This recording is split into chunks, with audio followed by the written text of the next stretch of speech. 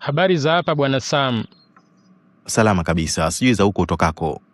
Huko pia ni salama kabisa. Niambie ndugu yangu. Sasa nimekuja hapa kwa jambo moja.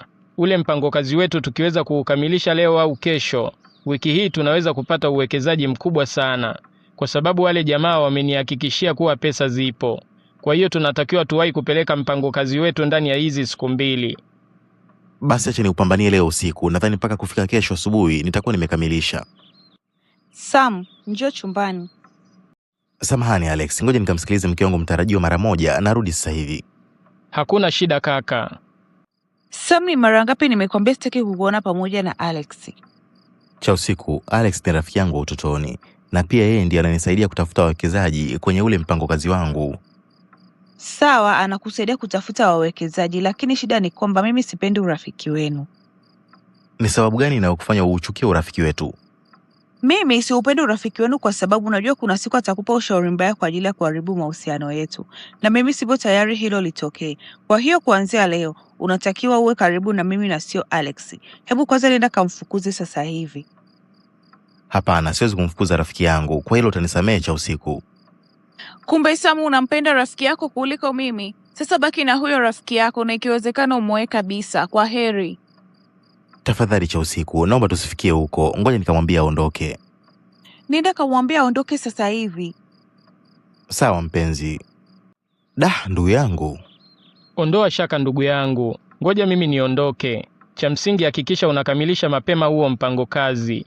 Tutawasiliana kesho asubuhi. Nashukuru sana ndugu yangu, lakini pia asante sana kwa kunielewa. Usijali ndugu yangu.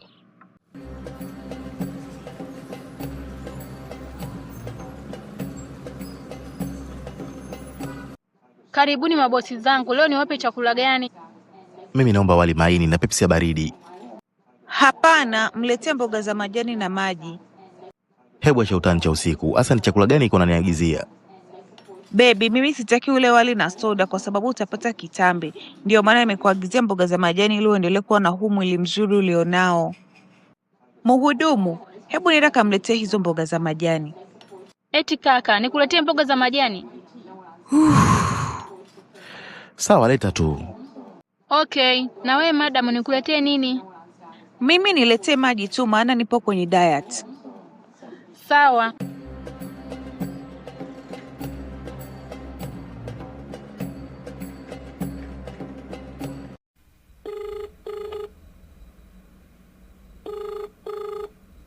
Hello doctor. Halo cha usiku, habari yako? Salama kabisa doctor, niambie. Naomba ufike hapa hospitalini mara moja, Sama amepata tatizo. Tatizo gani doctor? Wewe njoo kwanza, hayo mengine tutazungumza ukifika. Sawa, nakuja.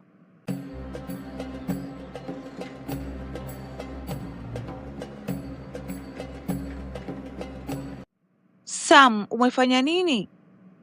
Nimepata ajali. Pole sana mpenzi, lakini nilikuambia uwahi nyumbani, au haukuona meseji zangu? Niliona meseji zako cha usiku, na hizo meseji zako ndio zimesababisha nipate ajali.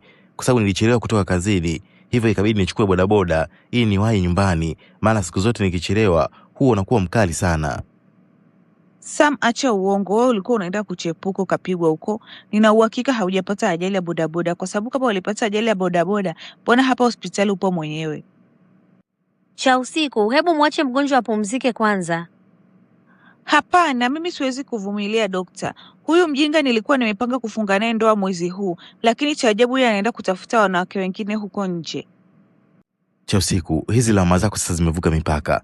Tangu niingie na wewe kwenye mahusiano, umekuwa ukinipangia kila kitu. Yaani umenilazimisha hadi kuvunja urafiki na watu wangu wa karibu. Na leo pia wewe ndio umekuwa chanzo cha ajali niliyoipata. Kwa kweli nimechoka kuvumilia huu ujinga wako. Kwa hiyo kuanzia leo naomba tuachane. Unasemaje Sam? Hilo halitawezekana kabisa. Wewe unadhani watu watanichukuliaje mimi? Mimi wala sijali watu watakuchukuliaje. Ila ninachotaka kwa sasa ni mimi na wewe tuachane. Maana nikiendelea kuchekea, kuna siku utakuja kuniua. Hebu kwanza toka mbele ya macho yangu kabla sijakuvunja hiyo miguu.